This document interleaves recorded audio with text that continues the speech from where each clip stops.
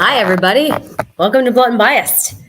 I am assuming, here she comes, I say Dr. Katie got stuck with a patient, I can tell. Here she is. Hi. Sorry about that. Just kicked it off. Yes, that's I was good. like, Sorry. you jump in whenever you can. Yeah, and I have to pull her needle in like a few minutes. We had a slight delay today, but I will leave you for just a moment and then be back. No worries. Well, guys, just to kick this off, I am Health Coach Theresa Paganini. I work with people that struggle with obesity as a result of low self-worth. They have a disordered relationship with themselves. Therefore, they have a disordered relationship with food. So I help with their weight from a mind perspective as well as a nutritional perspective. And today we actually talk about the nutritional side. So I'm excited. And then my cohort in crime, who's obviously super busy today, is... Hi, everyone. Dr. Katie Schneller, Master of Chaos. Just kidding. Inclusive Natural Medicine is my business, and I'm a naturopathic physician over here in Tempe, Arizona. And Theresa and I do a number of things together, but one of the main things that we do is focus on food sensitivities and gut health. She helps my patients figure out what to eat. And if her clients have issues with losing weight, she sends them to me for hormone support. So we are a partners in crime. Definitely. Yeah, it's awesome. Yeah, I'm excited to have you be the focus today instead of me. Right? I'm like, woo, weight loss stuff, or just meal planning stuff. And one of the things I do want to say about Dr. Katie's office, even though she's technically in Tempe, she's honestly where Tempe, Chandler, and Ahwatukee all connect. Mm-hmm. So she's in a very centralized location. So if you're thinking, oh God, Tempe, that's not close. Actually, it maybe she's barely Tempe. So really, effective. Sometimes when you Google the address, it does actually say Chandler. So does it? I don't know where I work, but it's here and it's fun. Yeah, and it's a gorgeous office. Thank you. So today's topic is how to develop a delicious and easy and effective meal plan.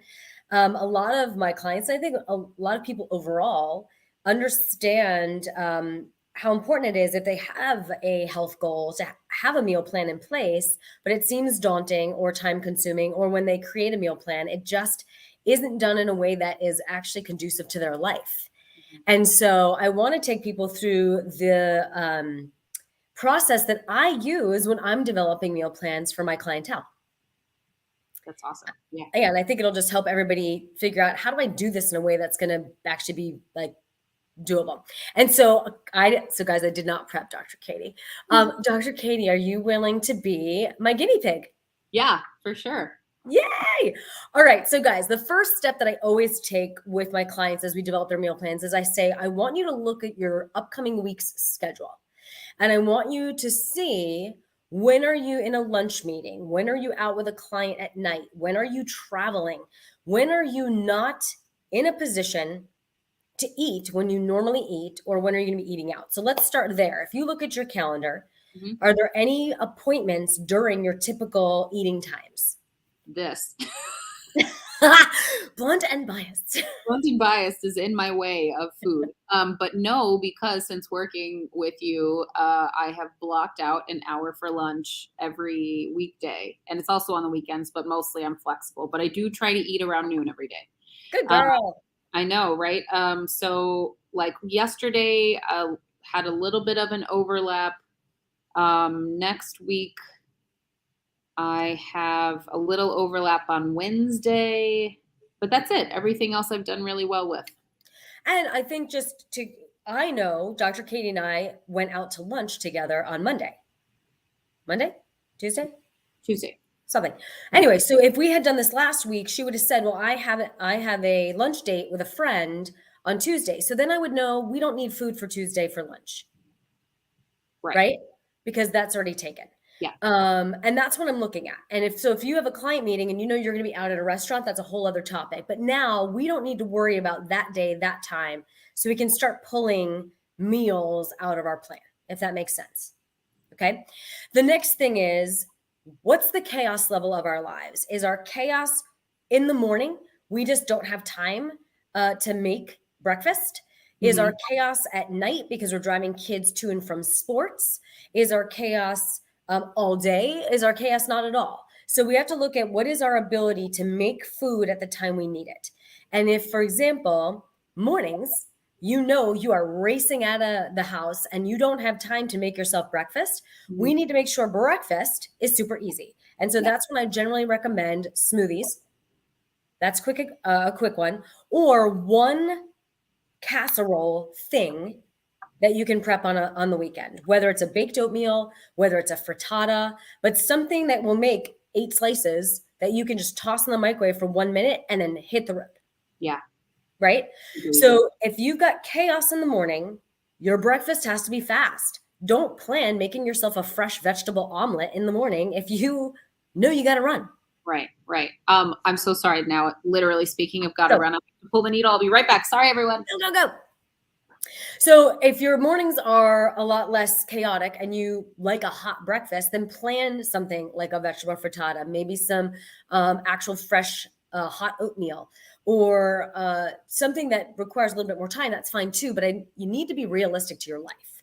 The same goes for dinner, right? And dinner, a lot of people are like, okay, eggs are for breakfast, steak is for dinner. Well, not necessarily. You can have breakfast for dinner and vice versa. So be flexible in thought. Look at the chaos of your life and plan for that. So that's the first thing that I take a look at. And that's what I recommend for you. Look at your schedule, look at the chaos of your life, determine what needs to be fast and easy, determine when you're actually needing a meal and when you don't, and then plan for that. I also then figure out what kind of time do you want to dedicate on the weekend for prep? Because some people like myself, I'm out of town most weekends. So prepping is not really something that I can do. For others, they love the idea of prepping everything on a Sunday and cooking nothing throughout the week. So identifying your level of prep potential is important. So I may spend an hour on Sunday prepping one thing. And that's something that will help me. And what do I need? Do I need a breakfast? Do I need a snack? Do I need a lunch? And I'll prep that. That is about an hour. Somebody else may decide, I want to prep everything. So there is no wrong answer, but you got to do what's right for you. Yes. We're talking about prep. Prep. Yes. How much prep are you willing to do? Yeah. So for most of my clients, they don't have a lot of prep time. I generally tell them whatever you're going to make for dinner, make just enough so you can have lunch the next day. So you don't have to prep stuff on the weekend if you don't want to. As long as you're cooking enough to feed yourself the next day, you're done. Right? So breakfast and lunch are handled. And then picking stuff that's delicious. And so when I create my meal plans for folks, what I do want you to think about is, what do you enjoy? Right? But also what's going to make you feel good based on your weight loss goals. And so some of the things that I take into consideration is, what's your activity level throughout the day? So if you're somebody that sits at a computer most of the day, you're relatively sedentary. Now, if you exercise hardcore for an hour, that's great, but that doesn't mean you're an active human. That means you exercise for an hour. Right? So we have to take that into consideration. And what is that level of exercise? Are we going for a walk? Or are we doing CrossFit? Right? Very different things. So if I am making a meal plan for a UPS driver who is in and out of their truck, running up to doorways, lifting boxes, and active all day long, I'm going to incorporate more starch-based items in their diet than I would for somebody who sits at a desk all day and exercises for an hour. And then if there's somebody who sits at a desk all day, then goes home and sits on their couch all night and has no exercise, I'm going to reduce their level of starch even more. Starch is our activity feeding fuel. So when people are like, oh, carbs are bad. No, carbs aren't bad. Carbs are bad for the people that are sedentary. You don't need them. And so that's also what you want to take into consideration. If you're somebody who's relatively sedentary, choosing a smoothie or a frittata over maybe some oatmeal or cereal may be beneficial for you, because you don't need the energy-based foods. If you do have an energy-based breakfast, maybe you go lighter for lunch, where you have a stir fry without rice or over cauliflower rice, or you have a salad. But you really want to look and choose where your starches come into your day based on your level of activity throughout the day. Yeah. And then where those starches go depends on that activity. If you are a CrossFitter, I suggest your starches go a little bit before and a little bit after your exercise, because that's when your body's going to use them. Right? So if you work out in the morning, make sure you're eating starches in the morning. If you're working out in the evening, yes, it's the evening, but that's when your body needs it, because that's when you're working out. So put them there. A lot of people feel like there's these one set rules. I can't have carbs at night. I can't eat after 6. That depends on your schedule. That depends on what you're doing. There is no one set answer. Mm-hmm. Yeah. Yeah. Anything so far? No, really the only clarification just for kind of the lay person that I'm thinking of is like, what is the difference between carbs and starches, and is, or are you using them interchangeably? Do you still, and should people still plan the heavier carbs/starches around activity levels? Great question. So carbs is basically anything that's not a protein or fat. So fruits are carbs, vegetables are carbs, grains are carbs. And so the fruits and the vegetables, there's non-starchy vegetables and fruits. Those I don't consider very starchy. The fruit that's in fruit is usually very quick and easy to burn. And it's burnt a little bit differently because it starts in your liver, but go ahead. The sugar that's in fruit? Yeah. Yeah. Yeah. You said the fruit that's in fruit. Oh, the sugar that's in fruit. I actually did sleep last night, by the way. The sugar that's in fruit, yeah. So that's a simple sugar, so it usually burns pretty quickly. And vegetables, because of their fiber content and their low calorie content, those aren't usually energy providing very much, unless you've got something like potatoes, beans, corn. These are going to be high in starch. And then your grains, your pastas, your rices, your quinoas, your breads, those are also high in starch. So not all carbohydrates are super starchy. Mm-hmm. All starches are carbohydrates, Mm-hmm. right? And so when I say starch, like your starchy carbs, those are going to be your energy-based carbs. Like those are the ones that are really going to fuel you for activity. Those are the ones that I feel like are best to eat around activity. Because that's when your body's going to use it. Mm-hmm. Yeah, agreed. Cool. Yeah. I just want, make sure everybody knows, right, the difference, because I think we all get confused about like, okay, so if fruit is a carb, then do I eat that? Is that okay, or is it not okay? And shouldn't I have protein and not starches after workouts? And so just so much, so many misconceptions. Yeah. And so I'm going to give just a quick brief on that. When you're exercising, if you're weightlifting, you absolutely need protein and carbs. When you're doing a lot of cardio, more carbs than protein, right? You're not developing muscle. You're not developing quite a bit of muscle when you're doing cardio. The impact that you're doing is going to, of course, cause your muscles to activate, but mostly you're going to require carbohydrates and starches more so. And lifting is probably like a good 50-50 split. Okay. That's helpful, everyone. Ta-da! So with the meal planning, right, we've looked at our schedule. We've determined when we need quick and easy versus fresh and at the moment. We've determined what's our potential and ability to meal prep beforehand. And now we've decided we can look at recipes. When we look at recipes, I want you to think about variety. So, incorporate 1 or 2 salads, incorporate a stir fry, incorporate a pasta dish, incorporate a steak dish or a taco dish. Incorporate variety, enjoy it if that level of cooking fits into your plan. Mm-hmm. If it doesn't, and you would rather make a big batch of chili and eat that every single night, do that. Mm-hmm. That's, right? I would like to point something out too from working with Theresa, or in case you guys aren't sure, I feel like there's another misconception with working with nutritionists or dietitians that they're only going to give you salads to eat, and you can only have a fistful size of chicken and steamed broccoli and maybe a little bit of quinoa, and that's it. But that's not what it's like working with Theresa at all. She gives you tons of variety, as much as you want.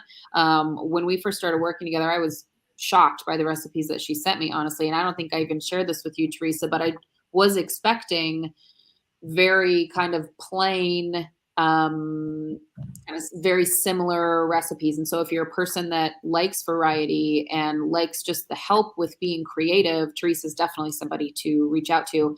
You won't be starving. That's not the goal, right?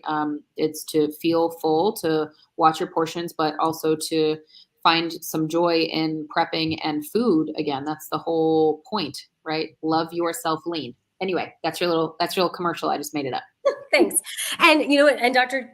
Katie can attest. If you do work with me, and we do meet on a weekly basis because I'm constantly customizing what you're doing. If you do say to me, you know what, I'm hungry between these meals, what am I going to tell you to do? Have a snack. Yeah, eat more. Yeah, right. Your body is going to tell you what you need. Eating is not your enemy. It's the food you're choosing that's your enemy. And so what I help you do is pick the right foods. But eating is how you lose weight. right? It's just what you eat. So absolutely. And I think the number one feedback I get from most clients is, wow, this just doesn't feel like a diet. Yeah. They're like, "Are you sure I'm gonna lose weight? This seems like a lot of food." And good food, right? Like, this is yummy. Yeah. You almost got a wedding proposal from one of the recipes. Yes. Yes. My significant other is Italian, and Teresa gave me this recipe. And yes, I was almost proposed to on the spot because of the deliciousness of the pasta recipe. And that's what your food really should be like. You don't have to eat plain Jane stuff unless you love it. I've had some clients who are like, I'm a plain Jane person. All that, I don't want any of that. Grilled chicken, give me a vegetable and let me have some rice and I'm golden. And I'm like, if that's what you want, that's what you do. And Yeah. that's what I want you guys to hear. Find recipes that suit you. If you want to cook in bulk and eat the same thing, do that. Don't guilt yourself and should yourself of like, what is it, shit all over yourself about Yes. like, I should be eating different things. Okay, well, figure out other ways to add variety. Yeah. Do it in the rest of your day. But if you do like variety and if you're a foodie like me, then have fun with your food. And I recommend finding 3 or 4 blogs or websites that you can depend on for finding recipes so you're not spending hours looking for stuff. Mhm. I mean, literally what I do is I've got my Pinterest page. I've got the stuff that I love on my Pinterest page, and I do a scroll and go, that looks good. Move it to my meals for the week folder. That Mhm. looks good. Move it to the meals for the week. And I literally am like, ooh, what looks yummy? Yeah. Sometimes I pick from my vegan folder. I'm not vegan, but sometimes I like vegan stuff. Sometimes I pick from my breakfast folder, sometimes from my meal, right? And all I do is go, what looks yummy? And every week I start from that same thing, whoop, move it over. And it takes me 10 minutes because I've got one spot. Now, if I start getting bored with my stuff, that's when I branch out. I love Ambitious Kitchen. I often choose from there. The Mediterranean dish, I often choose from there. Love and I think it's called Love and Lemons. I often choose from there. And so I've got like 3 to 4 places that I know I'm going to love their recipes. And when I'm bored with my Pinterest, I go there. What was that again? I'm just writing a note. Ambitious Kitchen.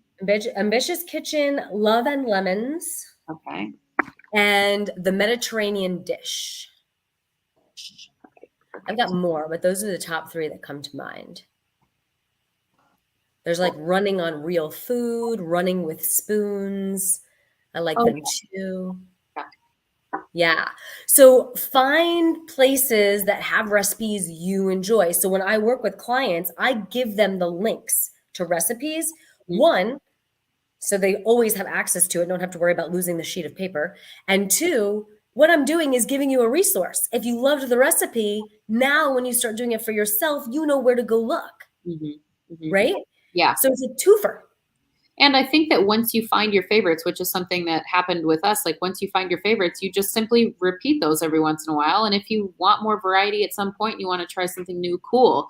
But you don't have to constantly be evolving and eating something new every single day, every single week. Like maybe you have a set, I don't know, 8 recipes or something, and you rotate through those. So it's really, there's a lot of stress, I feel like, around creating and recipes and doing the meal prep portion. And it just doesn't need to be that stressful, but have somebody help you. Hire Teresa and work with her and see how easy it becomes. She really does take a lot of the stress off of your plate if even looking up recipes and doing this sort of thing feels overwhelming to you. Yeah.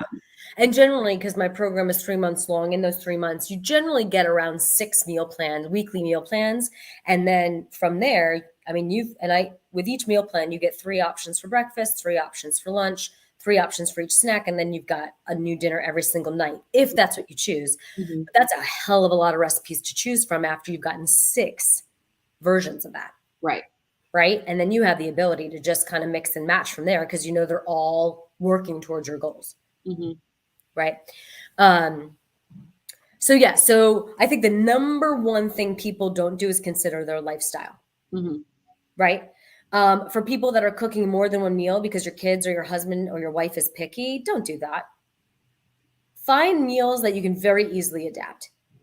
where you can make a base, and if they want to add something, they can. Or if you want to add something, usually it's you wanting to add something and the rest don't want to eat it. Mm-hmm. You can easily add that to the meal, but you don't have to make separate meals, Mm-hmm. right? How do you, what would you say to people that are doing that feel like they have no other kind of choice? Because I have a patient, I think it was this week, maybe last week, that came in and described that exact situation. They make something different for their kids, something different for their husband. And then by the time it's time to feed themselves, they eat something junky because they're so tired. So Right. what would you say, like, the first step to changing that would be, and how do you empower yourself to feed Right. yourself appropriately? So if that sounds like you guys, the very first thing I want you to do is go on my website and look. Well, I'll have to put the link on here because it's not on my current running website, but it's my secret to self-love. So love yourself lean. You cannot take care of yourself if you love everybody else more than you. So if you're feeding everyone else and prioritizing everybody else and yourself last, yeah, you're going to be too exhausted. And I know every parent out there is going to be like, but your kids are more important than you. They would not exist if you did not make them. And your job is to ensure their survival. So all you need to do is provide food. If they choose not to eat it, that's on them. Your job is just to provide it. And if they're hungry enough, they're going to eat it. Right? Some parents like, oh my God, my kid will go to bed hungry. Okay, bet you $1,000,000 they'll eat dinner tomorrow. Like, Yeah. you don't have to cater to them to that extent. I know David, my partner in crime, he has the policy of a no thank you bite, right? You are more than welcome to not like something after you've tasted it. You can't just arbitrarily say, I don't like peppers. Yeah. I don't like shrimp. I don't like avocado. Well, have you tried it? No, but I don't like it. Well, no, you don't. You don't have any idea. Yeah, we did this last night as well. I made gyros and like pita with all sorts of different like sauces and tahini and stuff like that from Trader Joe's, and had some issues with that with the kids. One of them loved it, the other one started liking it, and then changed their mind halfway through, and then the other one took a few bites and was like, "No, it tastes like sausage." It's like, hey, make yourself something else then, or don't. Right? Yeah. And that's it. Make yourselves something else. Yeah. Go figure it out. So for those that aren't putting themselves first, the one thing I would say is figure out recipes. So, right, like one of the staples that most kids love is shepherd's pie, and there's absolutely ways to make that healthy. So that way you can make one meal that you can also eat and feel good about, and they do not need to know how you made it. Mm-hmm. Let's be real. I did rutabaga in my shepherd's pie before. Mm-hmm. Yeah. Yeah, half potato, half cauliflower mix. Mm-hmm. Mm-hmm. Right? Using using ground turkey or part ground turkey, part ground beef. Like there's so many things, and just don't talk about it. You love to talk, don't. Like why? You're setting yourself up to fail. Don't do that. Yeah. Stir fries are the same way. Pasta dishes are the same way. Meatloaves are the same way. Right? Like there's so many things where you can find recipes that are kid friendly, man friendly, and then you can do stuff to it that also then make it healthy friendly. Just don't tell them. Mm-hmm. Yeah. Okay, so what other tips do you think is just, back to our main topic, like would be, you've already kind of summarized, but is there any other piece to it? I would write it down, right? And that's my big thing. And then so what I do is I talked about not everybody needs to use Pinterest, but I also use my phone. So I either so on my app, and I'll see if I can't show you. And I think I just cleared it because I just ended the week. I fly out tonight for vacation, so I cleared off my my list. But I have in my phone, I've got a list making app, and you can see my grocery list. So in my grocery list, so this is something we ran out of, so I had to add it to my list. So that's just a random something, but I will write down the meals for the week that I decided on in my grocery list app. So I've always got it. Or in my Pinterest, if I've chosen all recipes that are from my Pinterest, I have a separate folder that's meals for the week. I empty it each week so it's clear, and then I refill it. Mm-hmm. And then I can then pick and choose, what do I feel like making tonight? Because some of my recipes are complicated, some of them are easy. Mm-hmm. So if like on Thursdays, I'm done by 4:15 in the afternoon, I can be more complicated. Other days, like Wednesdays, I'm working till 6:30 at night. Got to go with something fast, right? But definitely have it someplace so you don't have to be like, what did I plan? Do you have a grocery app or you're using the note app in your phone? I have a list app. A And list. then, yeah, so that way I then make my grocery list in there. So when I'm at the store, I can chunk things by position in the store. Mhm. And then as I get it, I just click and cross it out, click and cross it out, click and cross it out. I'm all about efficiency. Mm. And so I don't recommend making your grocery list until you've got your meal plan, because how are you going to know what to put on your list? Right. So once you've got your meal plan set and you've got it somewhere and you know what you're eating, you can then make your grocery list from there.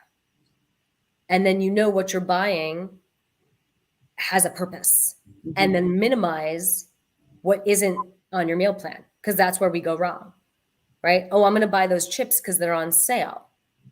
Okay, they may be on sale, but you're still having to spend the $2 on them and they weren't on your list, so don't do it. Mhm. You I want the cheapest sale, not buying at all. Right. What's actually helped me a lot was, using Instacart, and so I really like the grocery store, but I will buy things that are on sale. I love sales. I just love them. So it's actually helped me save money by using Instacart because I only put in my cart literally the things on my grocery list from my meal prep week. So I feel like that could be also like another degree of this. If you want to expedite your process and you don't have time, download Instacart. You get free delivery above a certain amount, which many people hit. The service fees are cut in half, and then you just have like a tip left. And other than that, I mean, the tip probably covers what you were going to spend in gas anyway, or in those extra chips or whatever you found. So I think it's worth it. I find the features really easy, and there's tons of grocery stores that use Instacart. Yeah, I think that's great because I think convenience is a big thing too. Yeah. So I'm going to talk too. You brought up two things, and I can do this really quickly, but both cost and convenience. So from a cost perspective, I used to, when I used to get the actual papers and see the sales at the grocery stores, I'd look Yeah. at what's on sale and then find recipes that matched what was on sale. So if Okay. chicken breast was on sale, I knew I was going to find recipes that used chicken breast. Mhm. If chicken thighs were on sale, I'd find recipes that used chicken thighs, Mhm. shrimp, salmon, whatever. Mhm. That's how I then would at least have a starting point for my recipes. What's on Mhm. sale? And right now, everything is so expensive. That's a really good idea. Whatever, Mhm. wherever you shop, you can even do that online. You can see their weekly ad and see what's on sale and then start hunting for recipes from there. Mhm. So that's one. Two, from a convenience perspective, Instacart for sure. But two, there's also a lot of meal prep services. I personally have a meal prep service that I depend on, Basara's Kitchen. And I send clients to her for convenience sake. She makes pre-portioned, pre-cooked, healthy meals, and we partner on what that looks like. And all you have to do is chuck it in the microwave and eat it. So easy. So easy, and nutritionist approved. Mhm. Yay. I mean, I hate microwaves, but they're necessary Well, and sometimes. if you take them out of her containers and move them to a casserole dish, you can use an oven. Mhm. Oh, yeah. Yeah. So either way, it's just a matter of heating the thing up however you feel Yeah. comfortable. Yeah. Yeah.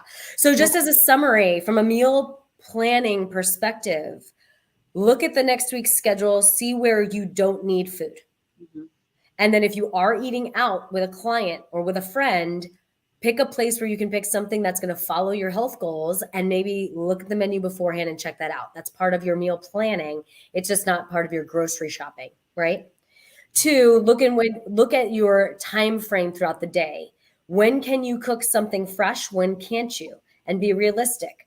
Don't make a plan that doesn't fit your lifestyle. If you cannot cook at breakfast, don't plan recipes that force you to cook at breakfast. Be Mhm. fast, Mhm. okay, but stay healthy. Smoothies, for example, and casseroles are great for that. Snacks. I would pick 5, 6 snacks that you normally can grab and go and that are healthy for you and just have them in the house. Trader Joe's has pre-made snack-sized trail mix, dry edamame, jerkies that are healthy for you, fruit. Like there's a lot of grab and go kind of stuff. Yogurts, pick stuff that works for you. Lunches can be just leftovers from dinner to make your life easy, or you can bulk make your lunch based on what you prefer. And then dinner, the same thing. You can choose fresh, various dinners every day or cook in bulk again. What fits your life? Mhm. And then pick 3 to 4 websites, blogs that you know you like their recipes, and just depend on those when you're busy and put yourself on a timer. I want your meal planning to take no more than 20 minutes. And that should include making your grocery list Mhm. and then go on with your life. Yeah. That's cool. Hopefully that minimizes things for a lot of people and, can kind of like parse it down into those steps so that it's not so overwhelming. Yeah. Because eating should be fun. It should be joyous. It should not be restrictive and sad. Restrictions within reason, right? If you have an allergy or sensitivities that you're working on or intolerances, sure.